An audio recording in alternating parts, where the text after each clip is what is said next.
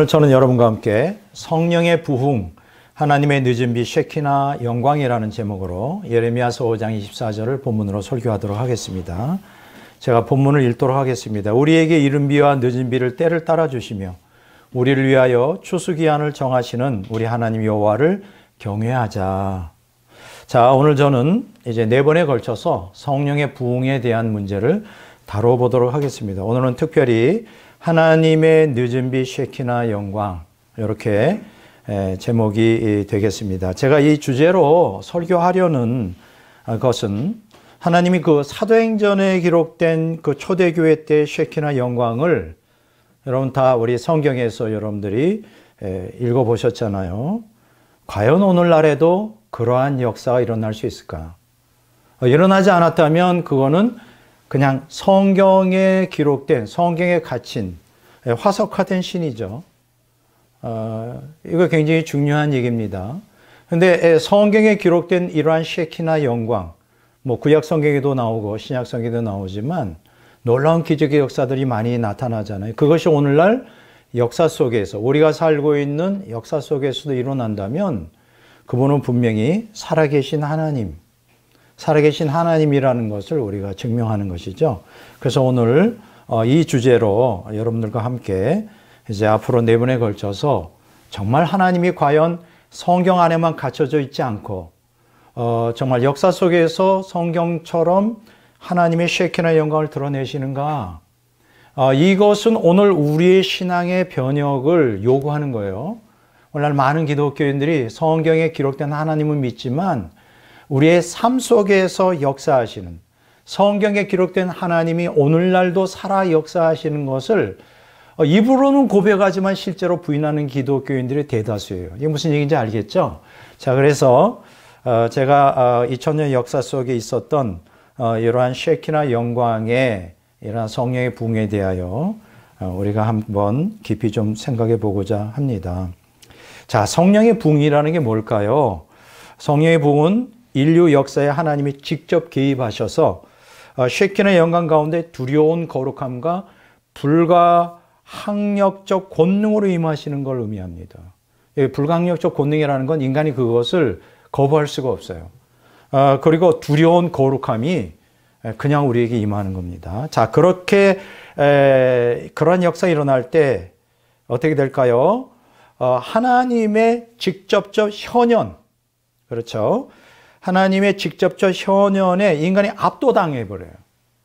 그리고 인위적인 모든 요소들이 무력화되는 그런 역사가 성령의 부흥에 일어납니다. 자, 그런데 여기서 우리가 아주 유념하셔야 될 게 있어요. 개인적 성령의 체험과 집단적 성령의 부흥은 다르다. 많은 사람들이 부흥이라는 단어를 너무나 잘못 사용하고 있어요. 오늘 우리가 교회가 부흥됐어요. 오늘 우리 단체가 부흥됐어요. 근데 성경에서 말하는, 또 오늘 2000년 역사에서의 성령의 부흥은 그게 아닙니다. 자, 이사야서 6장 1절 5절에 보면 여러분들이 이사야의 신비 체험을 우리가 발견하게 되죠. 조금 제가 언급하면 주께서 높이 들린 보좌에 앉으셨는데 그 옷자락은 성전에 가득하였고 서랍들이 모시고 섰는데 만군의 여호와여 그의 영광이 온 땅에 충만하도다 하더라. 그때 내가 말하되 화로다 나여 망하게 되었도다. 나는 입술이 부정한 사람이요 나는 입술이 부정한 백성 중에 거주하면서 만군의 여호와이신 왕을 배웠음이로다 하였더라. 자, 여러분들이 오늘 이 본문을 통해 깨닫게 되는 것은 뭐냐면 이 이사야가 성전에서 기도할 때 하나님의 쉐키나 영광을 경험했다는 거예요. 그래서 이런 고백을 하게 되는 겁니다. 자, 하지만 이 개인적 신비 체험을 우리는 성령의 부흥이라고 칭하지 않습니다. 왜 그럴까요? 왜냐하면 성령의 부흥은 한 개인에게 임하는 게 아니라, 물론 개인으로부터 출발하기는 하지만 교회 공동체 전체, 더 나아가서 지역사회 전체, 더 나아가서 국가 전체 하나님의 쉐키나 영광이 그냥 임하는 거예요. 이스라엘 백성들이 여러분들이 출애굽기 20장에 보면, 19장 1장에 보면 신의 산에 하나님이 집단적으로 모여있는 이스라엘 백성들이 그냥 임하시잖아요. 쉐키나 영광이. 그런 것을 성령의 부흥이다. 이렇게 우리가 칭합니다. 그렇게 함으로 어떻게 될까요? 이렇게 쉐키나 영광 가운데 임하신 하나님께서 인간을 영적으로 각성시킵니다. 집단적으로. 그래서 구속사를 주도하여 그 흐름을 변혁시키는 사건입니다. 쉽게 얘기하면 하나님께서 구속사의 주체시고 역사의 주관자신데 구속사를 진행하는 과정 가운데서 사탄의 이러한 흉계로 말미암아 또 악인들의 방해로 말미암아 이러한 그 구속사가 방해를 받거나 차단되고 와해될 수밖에 없는 상황에 직면했을 때 하나님이 그냥 비상사태 선포를 해버리는 거예요. 그게 바로 성령의 부흥입니다. 따라서 하나님은 구속사를 주도하기 위해 성령의 부흥을 통하여 인류 역사에 전략적으로 직접 개입하는 순간 이것이 성령의 부흥이다. 이렇게 말씀을 드릴 수가 있습니다. 조금 더 디테일하게 말씀드리겠습니다. 부흥은 리바이벌이라고 그러죠. 다시 살리는 것. 자, 지나친 감정주의나 집단적 히스테리가 아니다. 혹은 성경적 복음 전도나 성령님을 통한 신자의 신앙 회복을 의미하지 않는다. 또 부흥이라는 게 100명이 모이던 교회에 200명이 되는 숫자 증거나 100만 원 이러한 헌금이 200만으로 늘어나는 것을 의미하지 않는다. 이건 성령의 부흥이 아니에요. 물론 그냥 은혜의 역사죠. 그런데 이제 보통 흔히 사람들은 이걸 부흥이다 이렇게 말하는데 그것은 아니다 이렇게 표현합니다. 자, 우리가 성령의 부흥은 뭐냐? 하나님이 집단적 인간들에게 임하시어 쉐키나 영광을 드러내는 하나님의 현현을 의미합니다. 여기서 제가 자꾸만 쉐키나라는 단어를 쓰는 것은 이게 아람어예요. 아람어예요. 이걸 우리가 이제 영광이라고 말할 수 있지만 신현현. 하나님이 그냥 임하시는 거예요. 인간 안에. 이걸 쉐키나라고 그럽니다. 이게 아람어로 된 건데 그렇게 해서 제가 그냥 쉐키나 이렇게 영광 이렇게 표현합니다. 자, 성령의 부흥은 하나님의 집단적 인간에게 임하여 쉐키나 영광을 드러내는 하나님의 현현을 의미한다 이렇게 말씀드려요. 성경에는 하나님의 쉐키나 영광을 통한 하나님의 현현을 기록하는 곳이 많이 있습니다. 출애굽기 40장 34절 45절에 보면 하나님의 영광이 성막에 충만함에 모세가 회막에 들어갈 수 없었으니 이는 여호와의 영광이 성막에 충만하였다. 자, 이스라엘 백성들이 하나님의 명령을 따라 성막을 다 완성했어요. 그래서 모세가 이제 성막에 들어가 보려고 하는데 하나님의 영광이 충만해. 쉐키나 영광이 임해가지고 도저히 그 성막에 들어갈 수 없었다. 이렇게 하나님이 직접적으로 쉐키나 영광이 나타날 때 인간은 그 앞에 설 수가 없습니다. 왜냐하면 초월적 하나님 앞에 피조물인 인간은 너무나 연약하고 그 하나님의 초월적인 영광을 감당할 수가 없어요. 죽은 자처럼 된단 말이에요. 이제 제가 앞으로 이 주제로 이제 설교를 할 때 실제적으로 어떠한 현상들이 일어나는가 또 이런 것들을 제가 자세하게 이제 설명을 드리도록 하겠습니다. 우리가 2000년 기독교 교회사를 연구해 보면 하나님의 주권적 섭리를 따라 성령의 부흥을 통해 하나님이 집단적 인간들에게 임하여 쉐키나 영광을 드러내는 하나님의 현현 사건을 굉장히 많이 발견하게 됩니다. 참 이게 좀 안타까운 것이요. 우리 기독교 신학에서 이런 것들을 공부를 안 해요. 뭐 역사 신학자들도 이런 면에 대해서는 다루질 않고 그러니 역사 신학에서 안 다루니 다른 분야에서 이걸 다룰 리가 없죠. 그러니까 오늘 여러분들이 이러한 귀한 말씀을 듣는다는 것이 우리 교회가 작지만 그래도 여러분들에게 주어진 복이고 특권이다 이렇게 생각을 합니다. 자, 하나의 예를 들어 보겠습니다. 1907년에 여러분들이 잘 아시는 대로 평양에 성령의 부흥이 일어났어요. 많은 사람들은 그거를 장로교 부흥이라고 하는데 그건 큰 오해입니다. 장로교, 감리교 관계없이 다 평양 전체에 또 한국 에 일어났던 큰 부흥이었죠. 자, 어쨌든 1907년 평양에 성령의 부흥이 일어나 기독교인들에게 쉐키나 영광이 임했을 때 광경을 제가 잠깐 설명해 드리겠습니다. 그때 평양 중앙감리교회 이때 당시에 2,000명의 성도들이 운집했어요. 그때 당시에는 2,000명은 굉장히 큰 대형 교회였습니다. 자, 그런데 한 선교사가 설교를 마치고 이제 간증 시간에 한 청년을 이제 벌떡 손을 들면서 자기가 간증하겠다고 나온 거예요. 근데 갑자기 나오더니 눈물을 펑펑 쏟으면서 하나님의 쉐키나 영광이 임한 거죠. 막 죄로 물든 삶에 너무나 거룩한 하나님 앞에 드러나니까 막 신음을 하는 거예요. 그 고통, 죄의 고통. 여러분, 우리는 하나님이 임하시면 그냥 기분 좋고 은혜가 임한다고 생각하잖아요. 그거는 그냥 살짝 임했을 때고, 진짜 하나님이 그냥 임하시면 죄가 다 드러나면서 지옥의 고통을 당해요. 막 아주 몸부림칩니다. 이제 앞으로 우리가 죽었을 때, 심판대 앞에 섰을 때 똑같은 일이 벌어질 거예요. 그럼 우리는 어떻게 하는 게 좋을까?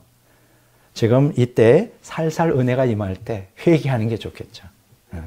회개 안 하고 심판대 앞에 딱 섰을 때 그건 지옥이에요. 무서운 얘기죠. 자, 어쨌든 이 청년이 막 눈물을 흘리면서 신음을 하면서 죄된 삶을 막 고백하는 거예요. 근데 놀라운 것은 그 말을 마치자마자 괴로움을 이기지 못하고 바닥에 쓰러져 하나님께 죄를 용서해달라고 자비를 구하면서 울부짖는 거예요. 이건 인위적으로 되는 게 아닙니다. 나는 우리 교회도 이런 성령의 쉐키나 영광이 임했으면 좋겠어요. 물론 저부터 회개를 해야 되겠지만 우리가 얼마나 더러운 존재고 우리가 정말 심판받아 마땅한 존재이고 멸망할 수밖에 없는 이게 회개가 이루어져야 삶의 근본적인 변혁이 일어나는 거예요.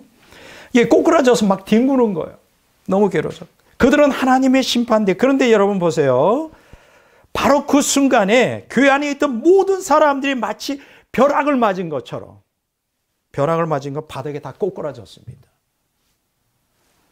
그들은 하나님의 심판대 앞에 서서 자신들의 죄가 적나라하게 드러나는 걸 영적으로 자각하면서 고통 속에 몸부림쳤어요. 누가? 모든 2,000명이 모두가 다. 예배당은 거룩하신 하나님께 자비를 구하는 울부짖음으로 가득 찼습니다. 이건 누가 시키는 게 아니에요. 그때 선교사들이 주도하던 시대인데 선교사들이 개입도 못해요. 그냥 하나님이 하시는 일을 지켜만 봐야 됐어요. 저들이 원했던 유일한 갈망이 뭔지 알아요? 자기 죄를 하나님께 고백하며 용서를 구하는 것뿐이었어요. 진짜 하나님은 살아계십니다. 하나님은 살아계신 하나님. 이런 역사들을 이제 앞으로 제가 설교를 통하여 이제 다 이렇게 여러분들에게 소개해 드리도록 하겠습니다. 오늘 설교 본문 예레미야서 5장 24절로 돌아갑니다. 자, 요 내용을 읽어보면 하나님이 이른 비와 늦은 비를 언급하세요. 이게 무슨 뜻이냐? 이른 비와 늦은 비, 이게 무슨 뜻이냐? 하나님의 주권적 섭리를 따라 구속사의 기초를 세우고 이른 비를 통하여 늦은 비로는 그것을 구속사를 완성하기 위해 성령의 부흥을 통해 하나님의 쉐키나 영광을 드러내시겠다 약속인 거예요. 자, 그러면 오늘 본문에 대한 첫째 하나님이 내려주시는 이른 비와 늦은 비의 성경적 의미를 한번 생각해 보겠습니다. 무슨 뜻이냐? 예레미야서 5장 24절 전반부에 보면 A에 보면 이런 얘기 있어요. 우리에게 이른 비와 늦은 비를 때를 따라 주시며. 이게 무슨 얘기냐? 요엘서 2장 23절에도 기록되어 있고요. 야고보서 5장 7절 8절에도 기록되어 있고 그 외에 여러 군데에 기록이 되어 있습니다. 이른 비와 늦은 비. 왜 이런 얘기를 할까? 우리 한국 사람들은 잘 이해를 못해요. 왜냐하면 팔레스타인 땅에는 비가 거의 오잖아요. 딱 두 시즌만 옵니다. 이른 비 시즌, 늦은 비 시즌. 그러면 이게 아무 때나 오는 게 아니라는 거예요. 정해진 때가 있는 거예요. 자, 그러면 이른 비는 뭘 위하느냐? 파종을 위해서. 여러분, 메마른 땅에 그냥 씨를 심으면 낫지 않죠. 그러면 씨를 심으려면 이른 비가 와야 되는 거예요. 그렇잖아요. 당연하죠. 그 시즌이 있다는 거예요. 그럼 늦은 비는 뭐냐? 추수를 위하여 또 내려요. 기가 막히죠. 팔레스타인 땅에 대한 하나님의 주권적 섭리의 은혜를 가장 잘 보여주는 대표적인 하나의 자연현상이 이른 비와 늦은 비예요. 좀 더 구체적으로 말씀드릴게요. 자, 팔레스타인에서 이른 비는 언제 오느냐? 11월, 12월에 와요. 이제 우리하고 잠깐만 비교하면 안 돼요. 우리는 11월, 12월이 겨울이잖아요. 그들에게는 어떤 면에서는 봄이에요, 봄. 그 시즌이. 11월, 12월이 봄인데 밭의 경작과 파종을 위해 내리는 가을비를 얘기합니다. 이게 가을비가 봄비란 말이에요. 우리로 말하면. 그러면 이렇게 오면 어떻게 돼요? 이제 파종을 하게 되는 거죠. 물론 우기는 이 비가 오는 이 집중적으로 오는 건 10월 말부터 가벼운 소나기가 내리기 시작하며 대지를 촉촉하게 적십니다. 시편 65편 10절에 기록되어 있어요.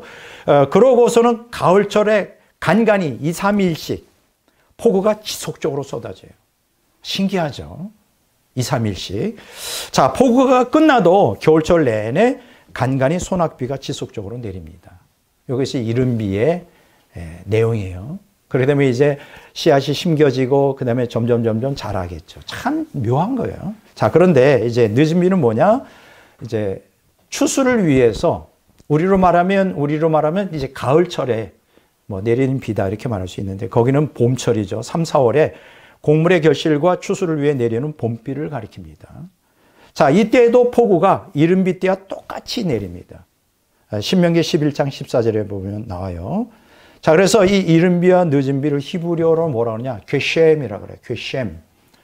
rain이란 뜻인데, 비란 뜻인데, 요거는 그냥 비가 아니라 gushing rain이에요.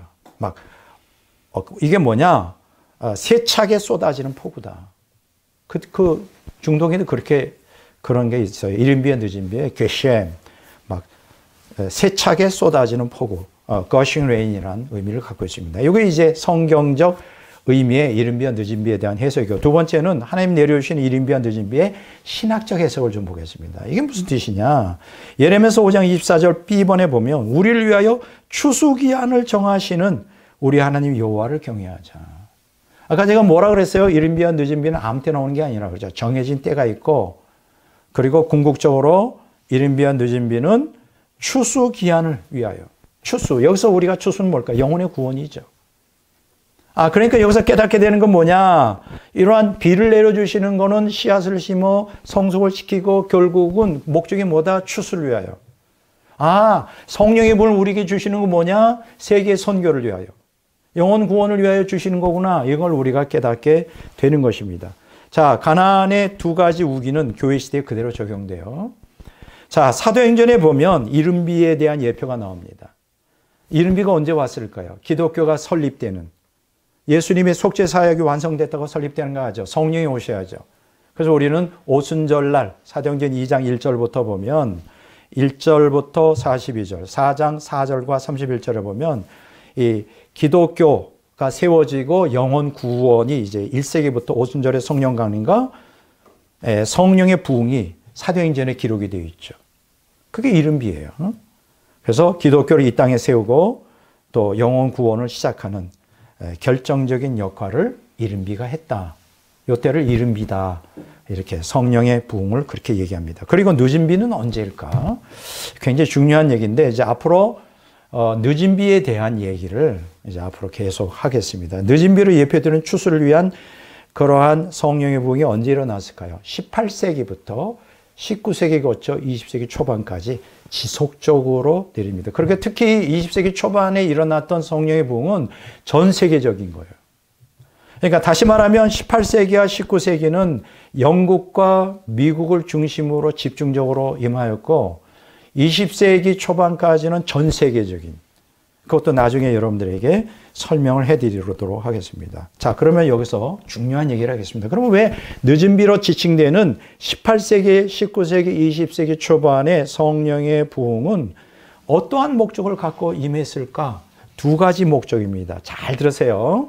첫째 목적이 뭐냐? 사탄이 하나님의 구속사를 와해시키기 위해 사탄의 하수인 역할하는 가라지죠. 가라지는 사탄의 종들이죠. 자식이죠. 계몽주의 사상가들. 계몽주의 사상가들과 그 사상에 동조하는 교회에 침투한 가라지인 기독교 자유주의 신학자들에 대항하기 위해서였다. 한마디로 말하면 이 사탄이 구속사를 와해시키기 위하여 이 두 가라지들을 사용했어요. 자기들의 종들. 첫째는 계몽주의 사상가들, 두 번째는 자유주의 신학자들. 그러면 그들이 누군지는 이제 제가 오늘 좀 소개하겠습니다. 어느 정도로 위험하고 어느 정도로 구속사가 와해될 수밖에 없는가 역사적인 얘기를 하겠습니다. 자, 둘째 있어요. 둘째. 그걸로 끝나지 않습니다. 둘째의 목적은 뭐냐? 하나님은 그리스도의 제 이름으로 절정에 이를 구속사를 완성하기 위하여 세계 선교를 감당할 사역자들 준비하기 위해서. 여러분, 세계 선교는 그냥 됩니까? 영적 힘이 있어야 되잖아요. 하나님을 경험한 사람들이 자기의 물질을 헌신하고 목숨까지 바쳐서 세계로 나가는 거예요. 그러려면 뭐가 필요하죠? 성령의 부흥이 필요한 거예요. 나는 오늘 우리 교회에도 성령의 부흥이 임하기를 바랍니다. 뭐 성령의 부흥이 뭔지를 알아야 기도를 할 거 아니에요. 오늘부터 기도하세요. 하나님, 성령의 부흥을 주시옵소서. 이 교회가 성령의 부흥이 떨어지면, 쉐키나 영광이 임하면 여러분들도 다 바뀌고요. 이것이 폭발의 뇌관이 되어서 우리 한국 사회 전체, 전 세계로 파급 효과가 될 것입니다. 난 기대해 봐요. 자, 실제로 19세기, 20세기의 근대와 현대의 세계 선교는 18세기에서 20세기 초반에 걸친 성령의 부흥의 결과죠. 지금 제가 다 얘기하는 건 주관적인 해석이 아닙니다. 모든 교회 사가들이 공통적으로 얘기하는 것입니다. 자, 그러면 간단하게 세 가지로 정리해서 여러분들에게 오늘 설교를 소개해 드리도록 하겠습니다. 첫째는 뭐냐? 하나님을 대적하는 계몽주의에 대항하기 위한 성령의 부흥. 왜 성령의 부흥을 18세기에 주셨을까? 계몽주의에 대항하기 위해서. 자, 그러면 계몽주의가 뭔지를 좀 알아야 되겠죠? 우리는 많은 우리가 사회 공부를 하면 우리가 중고등학교 때 계몽주의란 enlightenment 무슨 얘기죠? 이는 뭐냐면 이렇게 뭐뭐 한다 뜻이에요. light는 뭐예요? 빛을 밝힌다. 그러니까 중세는 암흑천지였고 이제 18세기 계몽주의는 그 암흑에 빛을 던져주는 운동이다. 참 좋은 얘기죠. 그래서 아마 대다수 많은 사람들이 이 중고등학교 때 계몽주의 하면 근대의 빛으로 중세의 어둠을 밝히겠다는 이러한 좋은 개념으로 얘기하는데 아니에요. 계몽주의는 뭐냐? 하나님을 떠나 신본주의에서 인본주의로 반역을 일으키는 사상이었어요. 자, 계몽주의는 뭐냐? 헬라적인 인본주의 운동을 지칭합니다. 다시 헬라 인본주의로 돌아가자. 우리가 하나님에게 묶였던 그 끈을 풀고 하나님으로부터 해방되어 인간이 신이 되고자 하는 운동. 놀랍죠? 그게 계몽주의의 핵심인 것입니다. 이 계몽주의라는 것은 다시 말하면 중세의 하나님 중심적 계시에 근거한 신앙주의를 배척하고 근대의 인간 중심적 이성에 근거한 합리주의를 진리 판단의 기준으로 삼겠다는 거예요. 이건 오만방자한 것이죠. 인간은 피조물이기 때문에 절대 진리 판단의 기준이 될 수가 없는 것이죠. 이때는 그게 그렇게 믿었어요. 이 계몽주의를 우리는 뭐라 그러냐? 계몽주의 시대를 이성의 시대라고 일컬어요. 17세기, 18세기에 걸친 유럽에서 일어났던 하나님을 대적하는 인본주의적 세속사상이라고요. 한편 계몽주의는 전반기는 이성주의였고 후반기는 경험주의로 구분됩니다. 뭐 이성주의든 경험주의든 다 인간 중심적인 인본주의면은 틀림없죠. 어쨌든 이성주의와 경험주의의 단점을 보아나요. 이걸 갖다가 종합한 사람이 있어요. 누구죠? 임마누엘 칸트예요. 그래서 이 사람이 한 유명한 얘기 있죠. 나는 코페르니쿠스주의 혁명을 일으켰다. 뭐 거기서 거기죠. 임마누엘 칸트는 인본주의자였으니까 1724년에서 1804년까지 살았던 사람이죠. 어쨌든 계몽주의 시대는 진리 판단의 주체가 하나님에서 인간으로 전환된 시대입니다. 이 인류 사상사를 연구해 보면 하나님에서 인간으로 전환이 되어버렸어요. 언제? 계몽주의가 시작되면서. 즉 계몽주의는 인간에게서 신적 자아를 추구하는 사상이에요. 이게 오만방자하죠. 인간이 신이 되겠다는 거예요. 이제 하나님도 필요 없다는 거예요. 자, 철학자 이진경이라는 사람이 쓴 그에 져서 철학과 굴뚝 청소보라는 책에 보면 이렇게 표현하고 있습니다. 계몽주의 시대를 평가하면서 인간이 신으로부터 독립하여 인간이 진리 판단의 주체가 되어 선악과를 따먹었다. 굉장히 재밌죠? 여러분, 이 에덴 동산에서 아담과 하와가 선악과를 따먹은 거는 그냥 사과 하나 먹은 게 아니에요. 사실 이 선악과를 따먹었다는 건 뭐예요? 하나님 중심주의에서 내가 하나님이 되겠다는 얘기잖아요. 모든 판단은 하나님이 아니라 내가 하겠다는 거예요. 이게 최초의 반역이죠. 선악과를 따먹은. 근데 그것을 실제적으로 구체적으로 집단적으로 시대적으로 그거를 결행한 게 계몽주의예요. 선악과를 따먹은 거예요. 무서운 반역이죠. 자, 이 말이 함축하는 게 뭘까요? 피조물로서 진리 판단의 주체가 될 수가 없는데 인간이 신을 버리고 신에게 반역한 거예요. 자, 이런 상황에서 하나님이 가만히 있습니까? 가만히 있으면 안 되죠. 이런데도 이렇게 하나님이 모욕당하고 이렇게 이 집단적으로 모든 무신론적 사상가들이 들고 일어나서 하나님을 반역하는데 하나님 가만 계시면 하나님이 아니죠. 그래서 성령의 부흥이 일어난 거예요. 이해가 되시죠? 자, 계몽주의 시대에 하나님께 반역하는 인본주의 사상 세 가지를 소개하겠습니다. 그 내용이에요. 첫째가 뭐냐? 철학적 합리주의예요. 둘째가 뭐냐? 과학적 합리주의예요. 세 번째가 뭐냐? 종교적 합리주의예요. 철학과 과학과 종교를 가지고 하나님을 타도하자. 바벨탑 산악관하고 똑같죠. 자, 철학적 합리주의가 누가 그걸 시발점을 일으켰죠? 근대 철학의 데카르트예요. 여러분들이 잘 아실 거예요. 그래서 우리가 보통 데카르트를 근대 철학의 아버지다 이렇게 말합니다. 1596년에서 1650년. 그럼 여기 잘 보세요. 이 데카르트는 소크라테스와 플라톤을 따라 완전한 지식에 대한 능력, 이걸 우리가 뭐라 그러냐? 좀 전문적인 용어로 본유관념이라고 그래요. innate idea. 그러니까 인간에게는, 인간 이성 안에는 진리와 거짓을 판단할 수 있는 본유관념이 있다는 거예요. 이런 오만방자하기를. 그래서 절대적 분별력이 있다는 거예요. 그래서 신은 필요 없다는 거예요. 물론 이 데카르트가 하나님을 부정한 건 아닌데 소크라테와 플라톤의 사상을 따라가고 있는 거예요. 인간이 진리와 판단을 기준으로 할 수 있는 그 분별력이 있다는 거예요. 과연 그럴까요? 거짓말이죠. 진리 판단 본유관념이라 그래요. 이게 이제 철학적 합리주의예요. 그래서 이 이성주의가 굉장히 그때는 절대적인 기준, 성경이 아니라 이성주의가 절대적인 기준이 돼 있고, 두 번째는 뭐냐?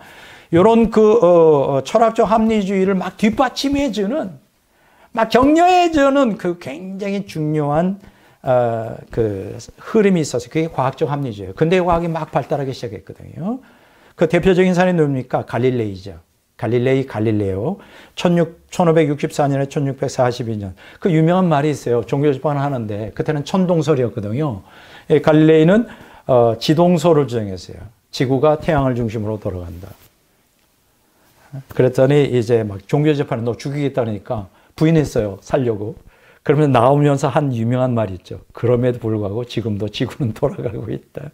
아마 이런 얘기 들어보셨을 거예요. 어쨌든 이 갈릴레이를 주축으로 하는 과학적 합리주의가 반복적 실험을 통하여 법칙성을 발견하고 그것을 수학 공식화할 때 비로소 참된 지식이 된다. 진리가 된다는 거예요.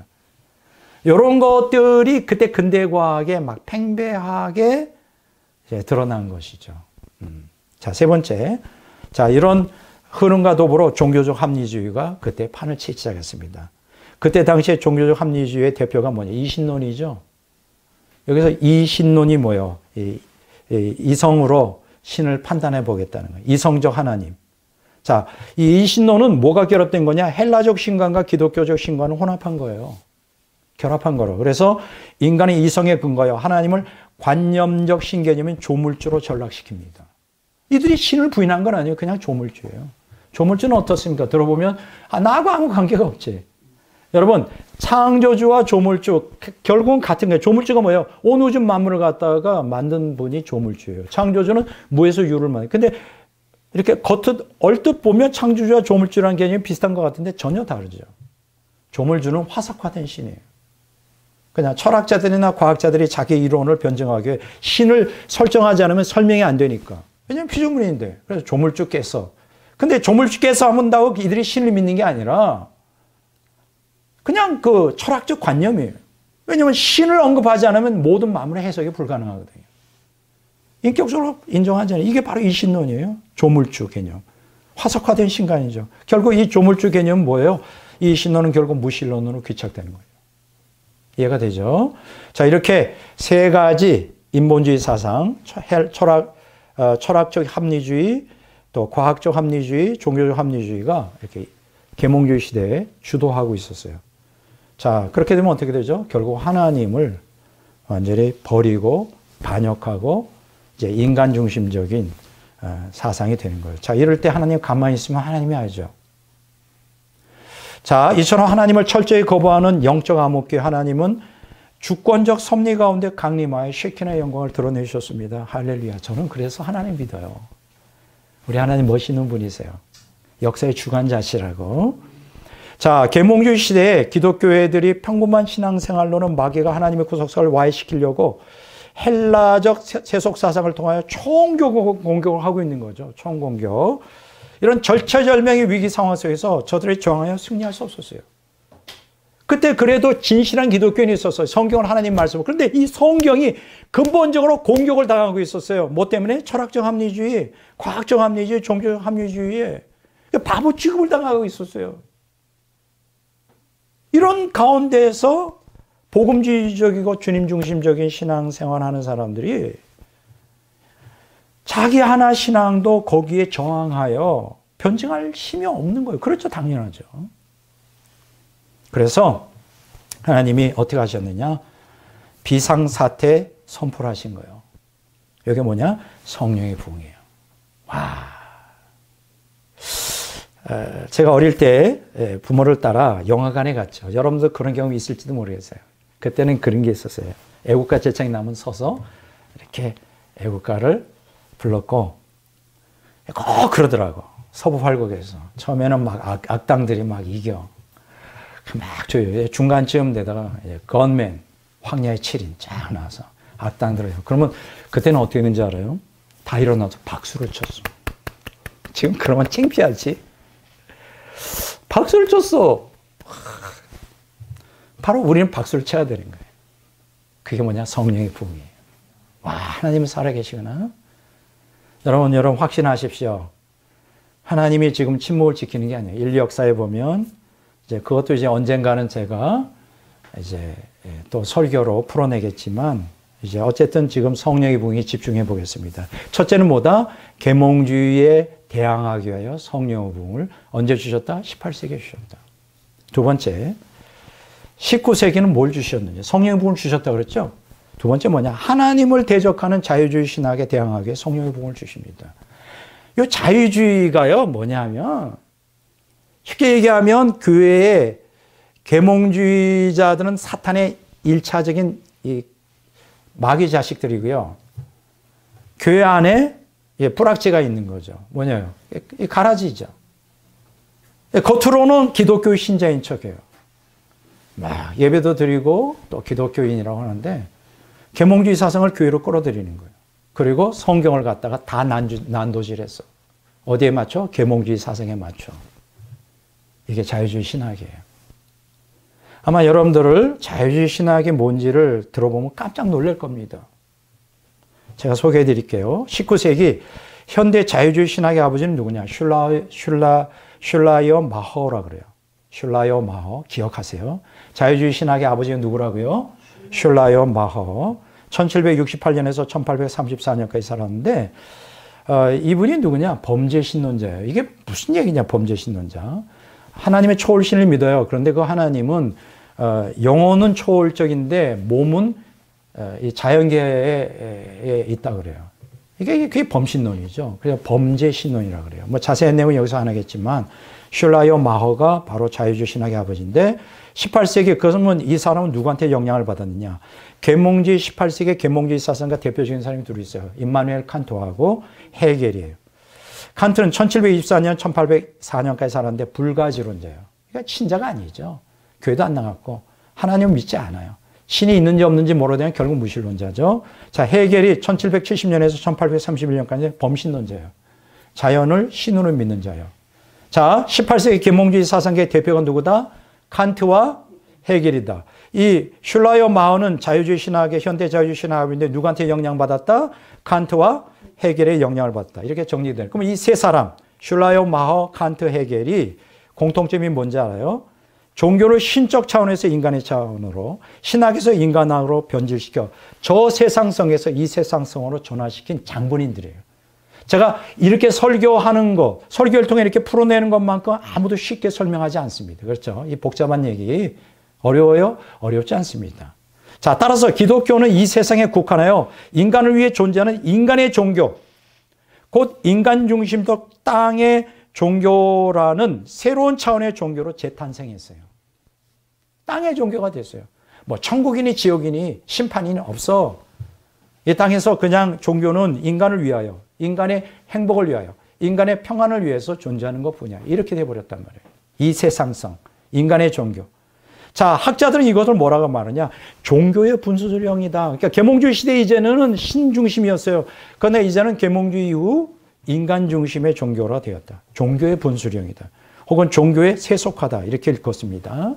자, 종교적 경험에 있어서 칸트는 도덕을 매우 중시했어요. 쉽게 얘기하면 신이라는 게 뭐 초월적으로 존재하는 게 아니라 인간 도덕성이 그 안에 내재하는 신이다. 그래서 도덕적 경험, 그 속에 내재하는 하나님. 뭐 그럴듯하죠. 인간이 도덕적으로 산다는 게 그게 바로 신의 하나의 그 표상이다. 상징적이죠. 예. 자, 두 번째 해결은 뭐라 그랬을까요? 사면적 이성 속에 내재하는 하나님을 얘기했어요. 예, 가이스트라고 독일어로 가이스트인데 정신이에요. 이건 마인드도 아니고 스피릿도 아닌데 애매모호한 얘기죠. 그래서 인간의 이성 속에, 정신 속에 그것이 바로 신이다. 좀 애매모호한 얘기죠. 뭐 칸트 해겔 철학이 뭐 대단한 것 같지만 개통 철학이에요. 자, 정신. 슐라요 마흐는 뭐라 그랬을까요? 종교적 감정 속에 내재하는 하나님. 이걸 직관에 중시했습니다. 그러니까 인간이 어떤 그 신비 체험이 있잖아요. 인간은 다 하나님 형상대로 지음받았기 때문에 종교적인 영성을 갖고 있거든요. 불교든 유교든. 그게 바로 신이다. 신이 임재해 있는 것이다. 이렇게 이제 표현을 했습니다. 어쨌든 뭐 칸트, 헤겔, 슐라요 마허 이 사람들이 이제 자유주의 신학을 잉태시키는데 결정적인 역할을 했는데, 자, 이 세 사상가로 말미암아 서로 섞여가지고 19세기 개신교 자유주의 신학이 탄생합니다. 그리고 이것을 통합한 사람이 누구냐? 리칠이라는 사람이에요. 리칠. 이런 건 기본적으로 알아두시면 좋아요. 1822년에서 1899년까지 하는데 이 세상을 집약해서 자유주의 신학이 완전히 털을 잡습니다. 결국 18세기 계몽주의는 이성적 과학 탐구를 통하여 인격적 신을 부정해버려요. 19세기 자유주의 신학은 역사적 예수 탐구를 통하여 그리스도의 신성을 부인해버려요. 둘이 짝짝꿍이 되는 거죠.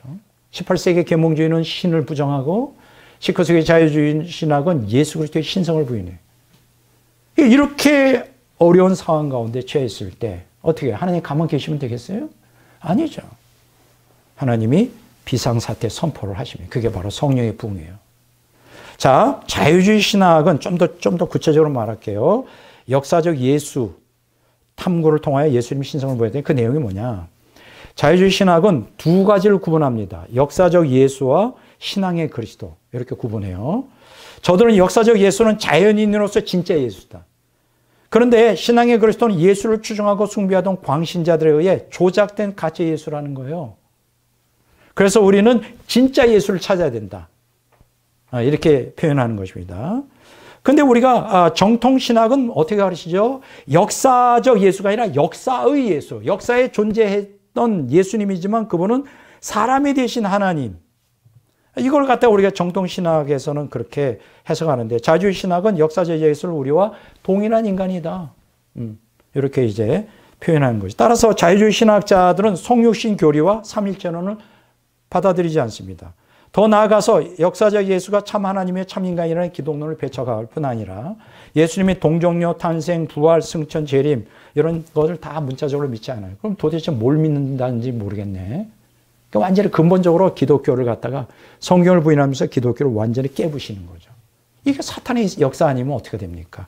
자, 그 이유는 기독교에서 선포된 기독론이 이성적 논리와 과학적 사고에 맞지 않는다는 거예요.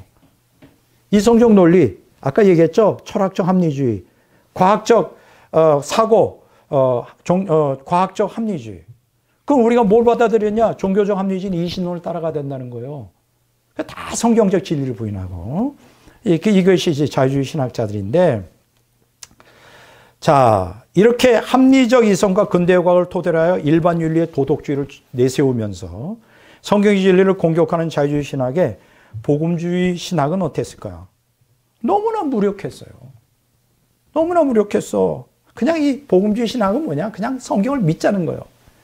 거기에 뭐 논리, 이성적으로, 합리적으로 변증하고자 하는 능력 있는 사람도 없었고, 그렇다고 근대 과학이, 현대 과학이 나타나지 않은 시대에 막 근대 과학이 진리인 것처럼 막 진화론이 날뛰는 상황에서 그걸 부인할 만한 과학적인 지식도, 과학적인 지식이 있을 수가 없죠.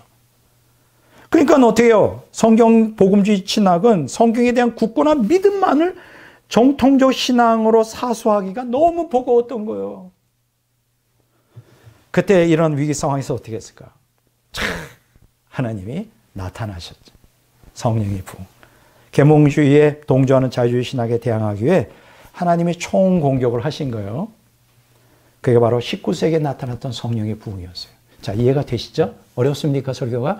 내가 볼 때는 그렇게 어려운 내용이 아니에요. 자, 세 번째. 자, 끝이에요.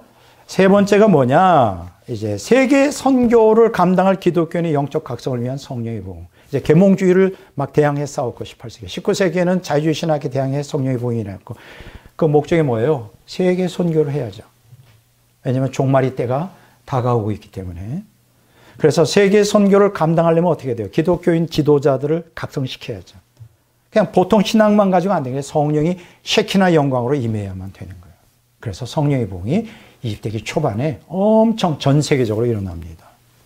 그 중 하나가 어디예요? 우리 한국에도 하나님이 부흥을 주시겠어요. 이건 제가 별도로 나중에 다룰게요. 자, 사도행전 1장 8절에 보면 세계 선교를 위해서 뭐가 필요한지를 말씀해 주고 있어요. 오직 성령이 너희에게 임하시면 너희가 권능을 받고 예루살렘과 온 유다와 사마리아와 땅까지 이르러 내 증인이 되리라 하시니라. 여러분, 우리가 예루살렘과 온 유다와 사마리아 땅까지 세계 선교하려면 뭐가 필요해요? 열심만 가지고 안 되는 거예요. 권능을 받아요. 권능의 절정이 뭐예요? 바로 쉐키나 영광을 경험하는 거예요. 성령의 부흥을 경험하는 거예요. 자, 이는 성령의 부흥과 세계 선교가 밀접한 관계가 있음을 보여줍니다. 그렇죠? 18세기 영국에서 여러분, 그러면 세계 선교의 선구자가 누구냐? 제가 소개해 드릴게요. 18세기 유럽에서 얀 후스의 가르침을 따르는 모라비안 교도들이라는 사람이 있어요. 이 얀 후스가 누구냐? 1873년에서 1415년까지 살았던 사람인데 이 사람은 위클리프라고 하는 유명한 사람과 뭐 자세한 내용은 제가 하지 않겠습니다. 체코 사람이에요.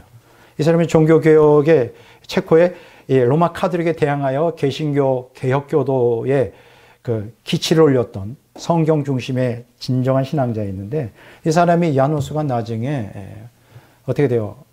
죽죠. 순교를 당하죠. 네, 순교를 당해요. 화형을 당한 걸로 알고 있어요. 이 사람이 그때 당시에 중세 로마 카톨릭에 대항하여 저항하다가 순교합니다. 1373년에서 1415년까지 사는데 이분의 가르침을 따르는 개혁교도들이 있어요. 로마 카톨릭에 있었지만 개신교적인 개혁정신, 성경중심적인 개혁정신의 신앙을 따라 모였던 사람이 모라비안 교도들이에요. 이 사람들이 모라비안이 된 거예요. 그래서 이제 이 모라비안에 대한 얘기는 제가 자세히 할 수는 없고요.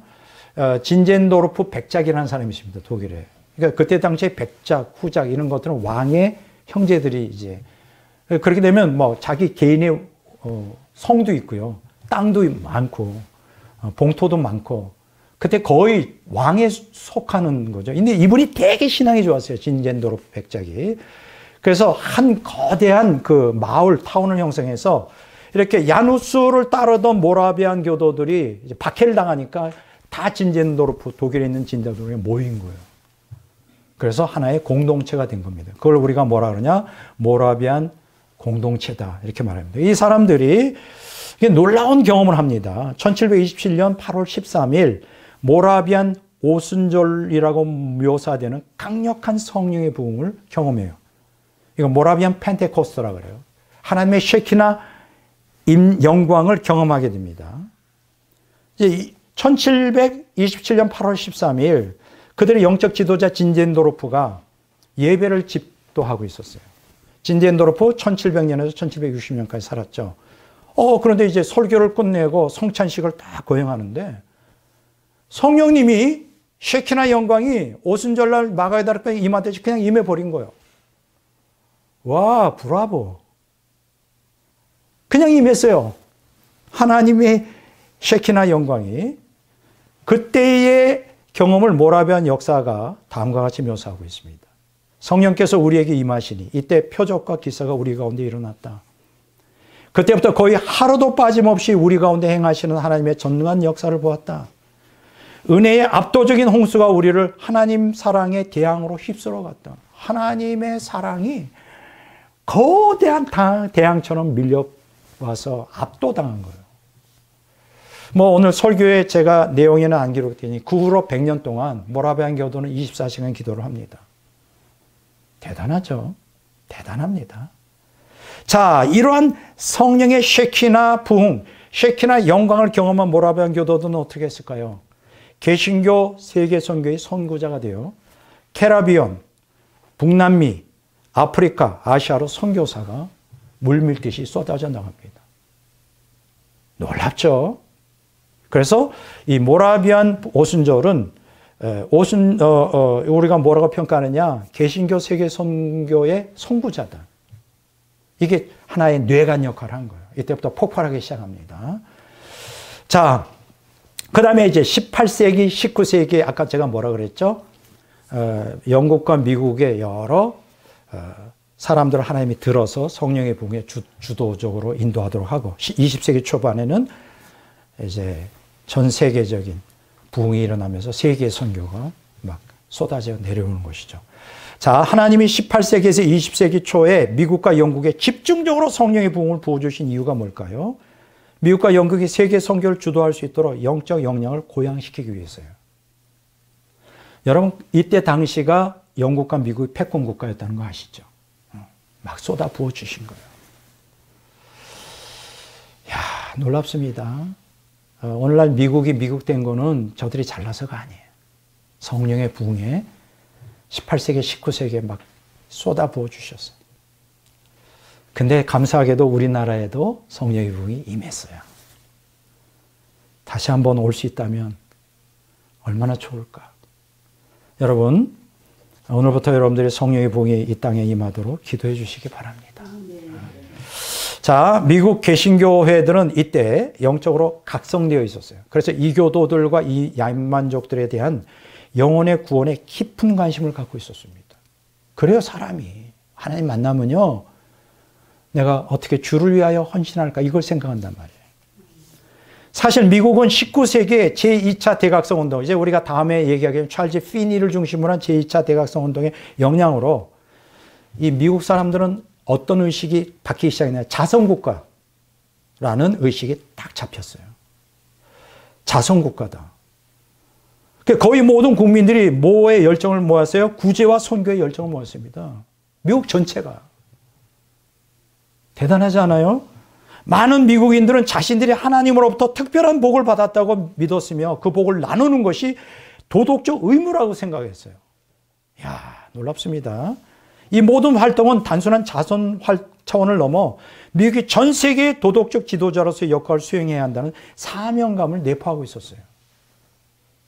그래서 경찰 국가라는 게 이 이미지가 그때부터 형성되기 시작한 거예요. 그냥 하나님의 은혜가 성령이 그냥 기분 좋아가지고 부어주시겠습니까? 안 그렇잖아요. 그렇죠?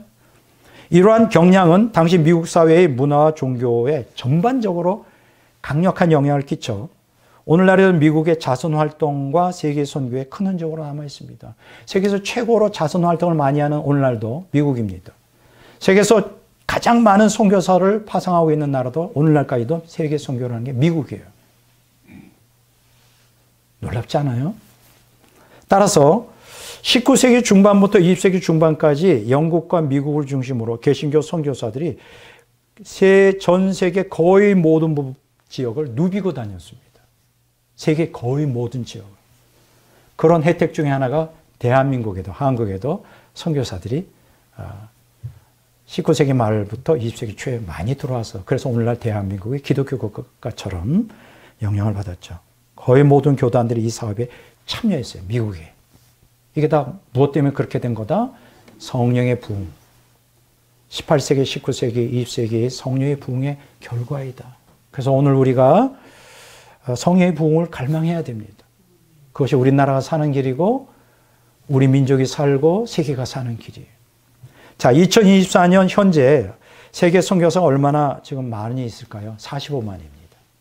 45만 명이 전 세계에 세계 선교를 감당하고 있습니다. 이제 끝맺는 말을 하겠습니다. 자, 성경에 예언됐죠. 뭘 예언됐습니까? 이른 비와 늦은 비를 때를 따라 정하신 기간에 주시겠다. 이건 뭡니까? 이른 비는 언제 왔죠? 오순절날 마가의 다락방에 임함으로 초대교회가 시작되고 구속사의 기초를 다졌어요. 그렇죠? 사도행전에 보면 엄청난 역사들이 일어나잖아요. 그게 성령의 부흥이 임해서 그래요. 쉐키나 영광이. 그 이른 비예요. 근데 하나님께서는 뭐라 그랬어요? 때를 따라 정하신 기간에 늦은 비를 주시겠다 그랬죠? 자, 늦은 비는 언제 임했다고요? 18세기, 19세기, 20세기 초반까지. 자, 그러면 18세기는 무엇을 위해서 왔어요? 자유주의, 계몽주의 사상, 계몽주의에 대항하기 위해요. 또 19세기는 자유주의 신학에 대항하기 위해요. 20세기 초에는 세계 선교로예요. 물론 이게 다 연결이 되어 있지만. 그래서 계몽주의와 자유주의 신학으로 하나님의 구속사를 와해시키려는 마귀의 흉기에 대응하고 세계 선교를 통하여 구속사를 진행해 완성하기 위해 하나님은 여러분 세 단계를 거쳐서 늦은 비를 주시는데 그게 뭘까요? 이제 앞으로 제가 다음번에 두 번째, 세 번째 이렇게 해서 세 개를 말씀을 드리겠어요.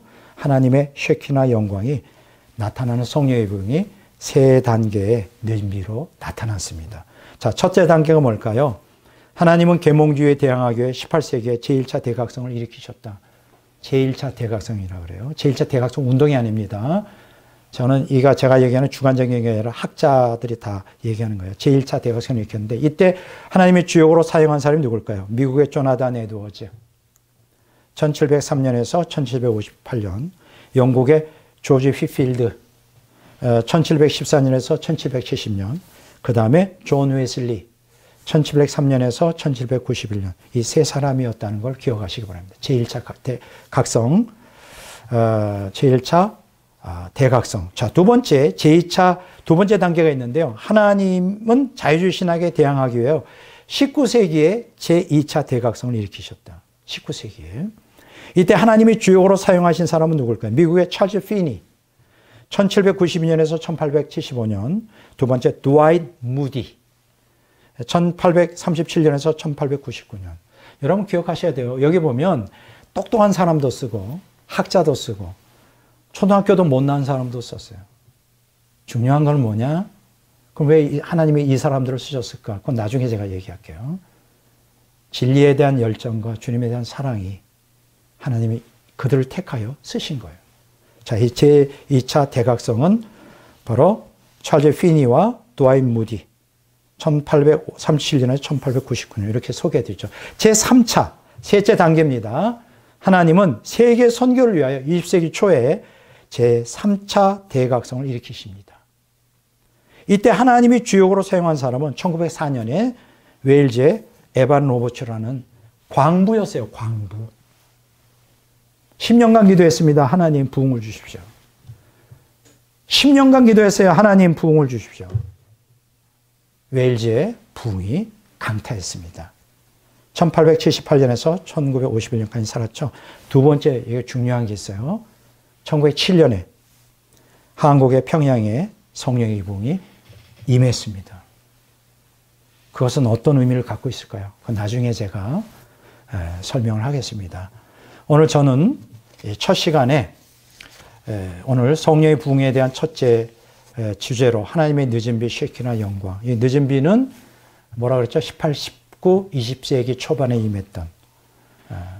첫째는 18세기 계몽주의, 두 번째는 자유주의 신학대항, 세 번째는 세계 선교를 위하여 늦은 비 쉐키나 영광이 임했다. 이렇게 정리 요약을 했어요. 그리고 오늘 설교를 통해 성령의 부흥과 부흥이 개인적인 은혜 체험과 성령의 부흥이 뭐가 차이가 나는지 쉐키나 영광이 그냥 임하는 겁니다. 우리가 이 쉐키나 영광을 대한민국이 다시 필요로 하고 있어요. 오늘 우리가 이 은혜를 갈망하고 우리 교회가 쉐키나 영광이 임해 주시옵소서. 이렇게 기도하고 갈망하고 다시 한번 이 마지막 시대에 시들시들에 다 죽어가는 영혼들을 저들이 역동적으로 하나님께 살아날 수 있도록 오늘 저와 여러분들이 쉐키나 영광이 임하는 성령의 부흥을 갈망하고 소원하고 이걸 위해 기도하는 저와 여러분들이 되시기를 주의 이름으로 축원합니다.